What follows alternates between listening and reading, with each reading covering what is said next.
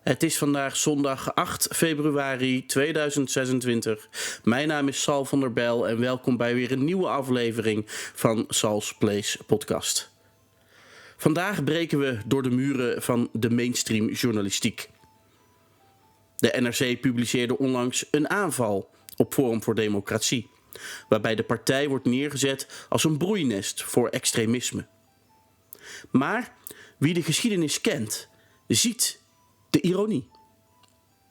De media en de gevestigde politiek verdedigen instituten die hun fundamenten hebben liggen in exact diezelfde totalitaire ambities die ze Forum voor Democratie verwijten. We gaan vandaag op een beknopte manier 20 dossiers doorlopen. En elk dossier is een puzzelstukje van een mondiaal bouwwerk dat in de jaren 30 en 40 werd ontworpen.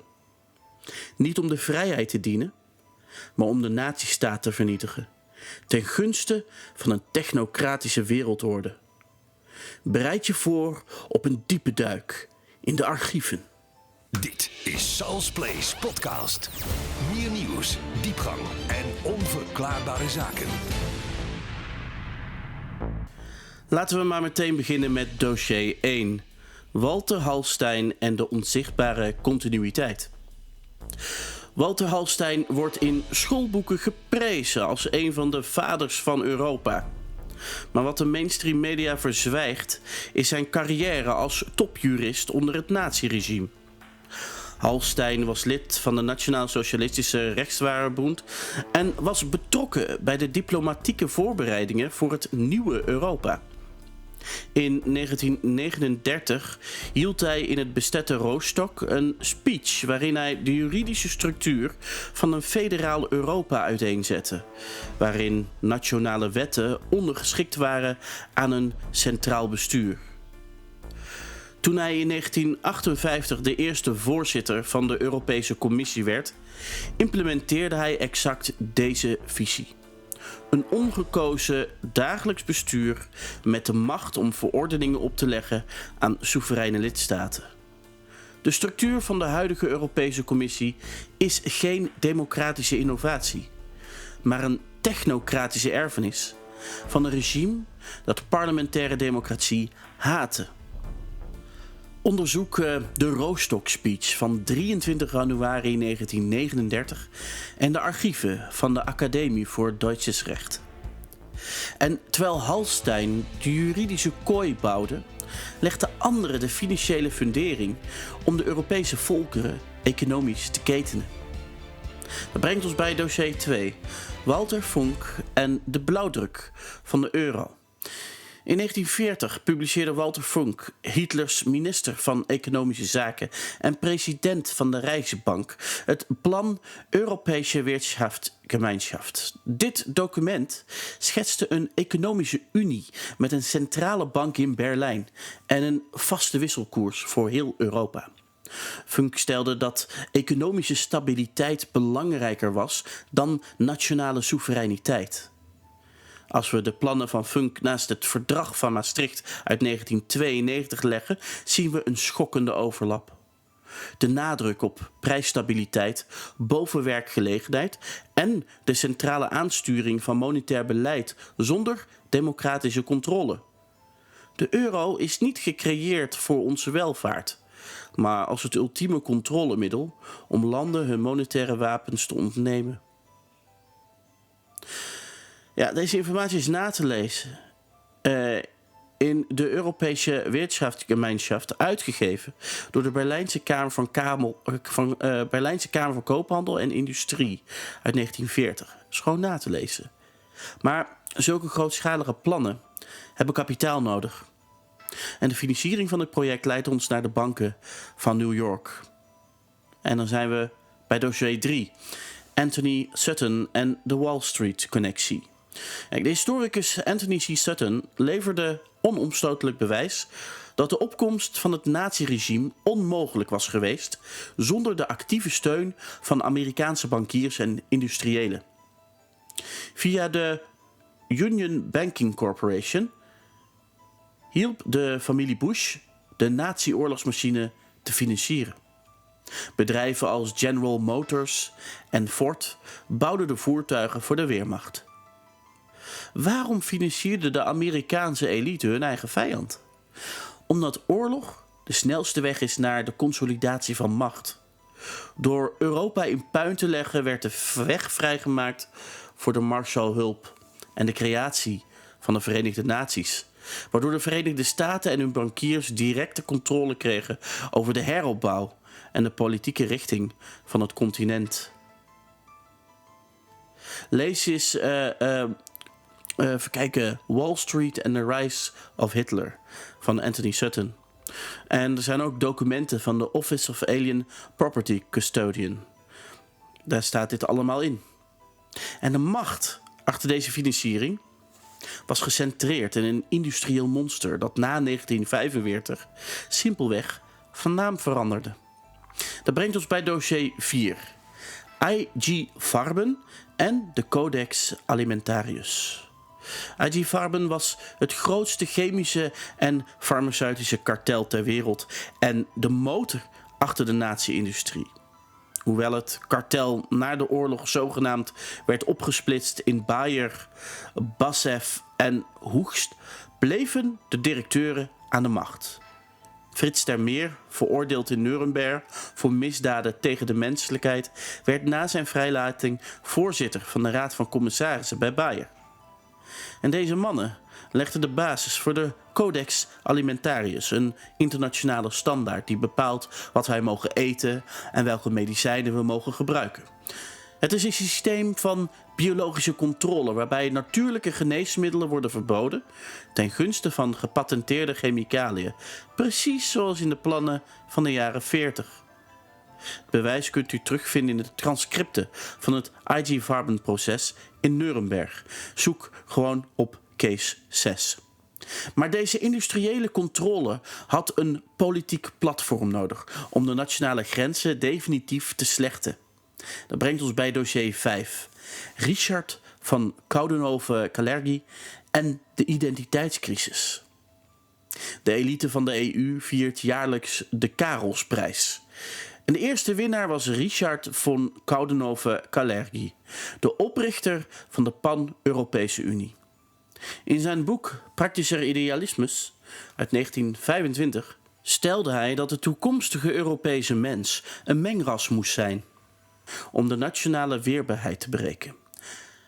Hij zag een wereld voor zich bestuurd door spirituele aristocratie. Dit verklaart de huidige immigratieagenda van de EU. Het is een bewuste strategie om de nationale cohesie en culturele identiteit van de Europese volkeren te verdunnen, waardoor ze makkelijker te besturen zijn vanuit een centraal technocratisch punt in Brussel. Bewijs kunt u vinden in het boek Praktischer Idealismus 1925 van Richard von Coudenhove-Kalergi. Dus de bevolking zou hier nooit mee instemmen zonder een geavanceerd systeem van psychologische oorlogsvoering. En dat brengt ons bij dossier 6. Het Tavistock Institute en de Social Engineering. Het Tavistock Institute for Human Relations in Londen werd na de Tweede Wereldoorlog het centrum voor onderzoek naar massapsychologie. Hun doel? Het behandelen van de publieke opinie. Door technieken van constante stress, crisis en trauma, denk aan de NRC en Telegraaf-framing van Forum voor Democratie, wordt de bevolking in een staat van passiviteit gebracht. Tavistock-experts adviseren overheden en media over hoe ze narratieven kunnen sturen, zodat de massa maatregelen accepteert die tegen hun eigen belang ingaan. De mainstream media is vandaag de dag de uitvoerende macht van de Tavistock-methodiek. Ze creëren sociale uitsluiting voor iedereen die de globalistische agenda bevraagt. Bewijs kunt u vinden in het boek The Tavistock Institute of Human Relations door Dr. John Coleman. En deze methoden werden verfijnd door de import van nazi-experts via een geheim overheidsprogramma. En dat brengt ons bij dossier 7, Operation Paperclip en de surveillance staat. Na 1945 haalden de Amerikaanse inlichtingendiensten meer dan 1600 nazi-wetenschappers naar de Verenigde Staten onder de naam Operation Paperclip. Mensen als Reinhard Gehlen, Hitlers spionagechef, hielpen bij de vorming van de CIA. De methoden van de Gestapo en de SS voor bevolkingscontrole en surveillance werden niet vernietigd, maar geadopteerd. En vandaag zien we de vruchten hiervan in de vorm van de NSA en de drang van de Verenigde Naties naar een wereldwijd Digital ID. De droom van totale controle over elke beweging van de burger is direct afkomstig uit de archieven van de Nazi-inlichtingendiensten. Bewijs is het boek Operation Paperclip, The Secret Intelligence Program that Brought Nazi Scientists to America, geschreven door Annie Jacobsen.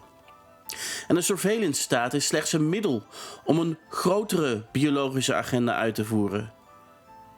Eugenetica. Dossier 8. Julian Huxley en de nieuwe eugenetica van de Verenigde Naties. Julian Huxley, de eerste directeur van UNESCO en de broer van Aldous Huxley, was een overtuigd eugeneticus. In zijn manifest uit 1946 verklaarde hij dat de Verenigde Naties de taak had om eugenetische selectie weer acceptabel te maken. Hij stelde dat we de menselijke populatie moesten managen als vee. Vandaag de dag zien we dit terug in de obsessie van de Verenigde Naties met bevolkingscontrole, abortusagenda's en de duurzaamheidsdoelen die de menselijke voetdruk willen minimaliseren. De naties deden het met geweld. De Verenigde Naties doet het via beleid en maatschappelijke druk onder het mom van het redden van de planeet. Lees UNESCO, Its Purpose and Its Philosophy uit 1946 van Julian Huxley eens. Deze visie op een krimpende en gecontroleerde bevolking wordt gefinancierd door de machtigste dynastieën ter wereld. Dat brengt ons bij dossier 9, de Rockefeller Foundation en de voedselmonopolie. De familie Rockefeller financierde al in de jaren 30 eugenetisch onderzoek in Duitsland. Na de oorlog verlegden ze hun focus naar de groene revolutie. Door wereldwijd de landbouw te centraliseren en boeren afhankelijk te maken van chemische bestrijdingsmiddelen en gepatenteerde zaden, kregen ze de controle over de wereldvoedselvoorziening. De huidige aanval op de boeren in Nederland, aangestuurd door EU-regels en de VN-agenda's, is de laatste stap in het proces om al het land en voedsel in handen te krijgen van grote corporaties. Want wie het voedsel controleert, controleert het volk. De documenten van de Rockefeller Foundation over de Green Revolution en de financiering van het Keizer Wilhelm Instituut zijn gewoon openbaar te raadplegen. En u kunt het allemaal terugvinden in die documenten. En deze elites ontmoeten elkaar op geheime conferenties, waar de toekomst van onze soevereiniteit wordt weggetekend. En dat brengt ons bij dossier 10. De Bilderberg-conferentie en prins Bernhard. In 1954 werd de Bilderberg-conferentie opgericht in Oosterbeek. De voorzitter was prins Bernhard, die een verleden had bij de Reiter SS en IG Farben. De Bilderberg-groep brengt de top van de politiek, het bankwezen en de media, zoals de hoofdredactie van de NRC, samen om de globalistische agenda te coördineren. Hier worden besluiten genomen over oorlogen, munten en pandemieën, ver buiten het zicht van de kiezer. Het is de onzichtbare regering die ervoor zorgt dat nationale parlementen slechts nog een ceremoniële functie hebben. Bewijs: de Bilderberg Diary, met de officiële de Bilderberg Diary van James P. Tucker Jr. en natuurlijk de officiële deelnemerslijst op de Bilderberg website. En om hun macht te behouden, hebben deze schaduwregeringen een permanente vijand nodig om de bevolking in angst te houden. En dan komen we bij het rapport van Iron Mountain en de klimaathoax. Dossier 11. In 1967 publiceerde een geheime denktank het Report from Iron Mountain. De centrale vraag was: hoe kan een overheid de bevolking beheersen als er geen oorlog meer is? De conclusie was dat er een alternatieve vijand moest worden gecreëerd. Men stelde voor om de dreiging van milieuvervuiling te gebruiken als een nieuwe religie om controle over de massa te krijgen. De huidige klimaatagenda van de Verenigde Naties en het World Economic Forum is exact dit. Een kunstmatig gecreëerde crisis om wereldwijde belastingen in te voeren en de bewegingsvrijheid van burgers, de 15-minutenstad, drastisch in te perken. Lees het eens na. Report from Iron Mountain on the Possibility and Desirability of Peace. Deze kunstmatige crisis wordt nu versneld door een man die de technocratie van de jaren 40 een nieuwe naam gaf. Klaus Schwab en het World Economic Forum, dossier 12. Klaus Schwab is de oprichter van het World Economic Forum. Zijn vader, Eugene Schwab, leidde tijdens de oorlog de fabriek Escher-Wyss, die strategische technologie leverde aan het naziregime. Klaus Schwab zet die traditie voort met zijn concept van de grote reset en de vierde industriële revolutie. Hij streeft naar de fusie van mens en technologie, dus transhumanisme, en de afschaffing van privébezit voor de gewone burger. Dit is corporatisme in zijn zuiverste vorm. De staat en de grote bedrijven die samensmelten tot één autoritaire entiteit die over elk aspect van je leven beslist. Lees het boek van Klaus Schwab eens, The Great Reset en The Fourth Industrial Revolution. De ultieme controle over de burger wordt echter bereikt via het meest fundamentele aspect van ons dagelijks leven: ons geld. We gaan naar dossier 13. De BIS-bank en de digitale gevangenis. De Bank for International Settlements, de BIS, in Basel, wordt ook wel de bank van de centrale banken genoemd. Tijdens de Tweede Wereldoorlog faciliteerde de BIS de nazi-economie. En vandaag de dag is de BIS de drijvende kracht achter de Central Bank Digital Currency, de CBDC. Dit programmeerbare geld is de doodsteek voor de vrijheid. Het stelt de overheid in staat om je uitgaven te monitoren en je geld uit te zetten als je koolstofvoetafdruk te hoog is of als je desinformatie verspreidt. Het is de technologische vervolmaking van de economische controle die Walter Funk in 1940 al voor ogen had. Het boek The Tower of Basel, The Shadowy History of the Secret Bank That Runs the World van Adam Labor beschrijft al deze informatie met veel meer diepgang. En deze financiële slavernij is onderdeel van een groter plan voor de deconstructie van de menselijke aanwezigheid op aarde. We gaan naar dossier 14, de Club van Rome en de Anti-Humane Agenda. De Club van Rome stelt in 1972 in het rapport Grenzen aan de Groei dat de mensheid zelf de vijand is. Volgens hen is de aarde overbevolkt en moet de economie krimpen. Deze filosofie vormt de basis van het huidige stikstofbeleid en de energietransformatie. Het doel is niet het milieu, maar het verarmen van de middenklasse en het centraliseren van alle middelen bij een klein elite. Het is een ideologie die de mens ziet als een parasiet, wat de weg vrijmaakt voor autoritaire maatregelen die doen denken aan de meest duistere periodes uit de geschiedenis. Lees The Limits to Growth uit 1972 en The First Global Revolution uit 1991. Deze agenda wordt aan de man gebracht door een mediakartel dat elke kritiek effectief de kop indrukt. Dossier 15, het Trusted News Initiative en de mediacensuur. De NRC Telegraaf en andere mainstream media maken deel uit van het Trusted News Initiative, de TNI. Dit is een samenwerkingsverband tussen overheden en mediagiganten om desinformatie te bestrijden. In werkelijkheid is het een censuurmachine. Elke stem die de globalistische agenda van de Verenigde Naties of de EU bekritiseert, wordt gelabeld als extreem rechts of gevaarlijk.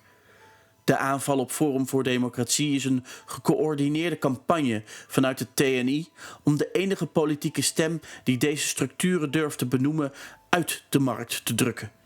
Het is de moderne versie van de nazistische Gleichschaltung. Bewijs zijn officiële persberichten van de EBU en de BBC over het Trusted News Initiative. En achter deze mediamuren wordt gewerkt aan een nieuwe wereldreligie die de nationale identiteit moet vervangen. We gaan naar dossier 16, de Verenigde Naties en de Earth Charter. Het Verenigde Naties hoofdkwartier in New York staat op land dat is geschonken door de Rockefellers. En binnen de Verenigde Naties wordt gewerkt aan de Earth Charter. Een document dat door Mikhail Gorbachev en Stephen Rockefeller is opgesteld. Het moet de nieuwe 10 geboden worden voor de wereldbevolking. Het vervangt nationale wetten, religieuze tradities door een mondiale ethiek die gebaseerd is op gehoorzaamheid aan de aarde. Nou, je kunt beter zeggen de Verenigde Naties bureaucratie. Het is de ultieme poging om de spirituele soevereiniteit van mensen af te pakken en hen ondergeschikt te maken aan een wereldregering. Lees de officiële tekst van de Earth Charter en de geschiedenis van de Verenigde Naties landgift. Deze wereldregering gebruikt morele chantage als haar krachtigste wapen. Dat brengt ons bij dossier 17. De leugen van de vredevolle globalisering. De mainstream media herhaalt constant: wij doden geen mensen, dus we zijn niet zoals de nazi's. En dat is een drogreden. De politieke plannen van Hitler, een federaal Europa, een centrale bank, totale registratie zijn na 1945 met subtielere middelen bereikt. Waar vroeger de Gestapo aan de deur kwam, komt nu de Belastingdienst of de bank die je rekening blokkeert. Maar het doel is hetzelfde: de totale onderwerping van het individu aan de staat. De oorlog van 1940-1945 was de noodzakelijke chaos om de weg vrij te maken voor dit systeem van zachte tirannie die we vandaag de dag kennen. Vergelijk de Neuordnung-documenten van 1941 met de huidige EU-begrotingsdiscipline en de surveillance-wetgeving. Iedereen die dit mechanisme doorziet, wordt slachtoffer van een bekende tactiek uit de koker van radicale linkse strategen. Het brengt ons bij dossier 18, Saul Alinsky en de tactiek van demonisering. De aanval van de NRC en de Telegraaf op Forum voor Democratie volgde de handleiding van Saul Alinsky, Rules for Radicals. Regel 12 luidt: kies je doelwit, bevries het, personaliseer het en polariseer het. Door Forum voor Democratie te koppelen aan nazisme creëren ze een moreel taboe. En dit voorkomt dat mensen naar de feiten kijken. De media discussiëren niet over de natiewortels van de EU, maar over de vraag of een Forum voor Democratie-lid wel deugt. Het is een psychologische truc om de aandacht af te leiden van de werkelijke machthebbers die de globalistische agenda uitvoeren. Lees het maar eens, Rules for Radicals van Saul Alinsky. En deze demonisering dient om het volk blind te houden voor de terugkeer van een nieuw feodaal systeem. En dat is het nieuwe feodalisme van de Verenigde Naties, dossier 19. Agenda 2030 en de Sustainable Development Goals, de SDG's, van de Verenigde Naties worden gepresenteerd als een reddingsplan voor de wereld. Maar in werkelijkheid zijn ze de blauwdruk voor een nieuw feodaal systeem. De burger bezit niets meer. Alles is service-based of een abonnement. Je woont in een kleine woning, eet wat de staat voorschrijft en je gedrag wordt gemonitord. Dit is precies wat de nazi-technocraten voor ogen hadden voor de arbeidersklasse in hun nieuwe Europa. De Verenigde Naties is de moderne uitvoering van een rijk dat geen grenzen kent en geen tegenspraak duldt. Bekijk de officiële documenten van de UN-agenda 2030. Alles wat we vandaag hebben besproken leidt naar één onvermijdelijke conclusie. En dat is dossier 20. De spiegel van de waarheid. De NRC, Telegraaf en de rest van de mainstream media vallen Forum voor Democratie aan, omdat die partij de uil van Minerva durft te laten vliegen. De wijsheid die de schaduwen van de macht verlicht. De nazi-vergelijkingen die de mainstream media gebruiken zijn een vorm van projectie. De EU, de Verenigde Naties en de centrale banken zijn de erfgenamen van de totalitaire dromen van de jaren 40. Ze hebben de spelers vervangen, maar de agenda is hetzelfde gebleven. Globalisme ten koste van de menselijke vrijheid. De Tweede Wereldoorlog was geen overwinning voor de democratie, maar een versnelling naar de wereldregering waar we nu onder zuchten. Blijf kritisch. Blijf de feiten checken. En laat je niet intimideren door krantenkoppen die geschreven zijn door de architecten van je eigen gevangenis. Bedankt voor het luisteren naar Sal's Place podcast. En graag tot de volgende keer. Tot zover Sal's Place podcast. Volgende week meer. Kijk voor het laatste nieuws op salsplace.nl.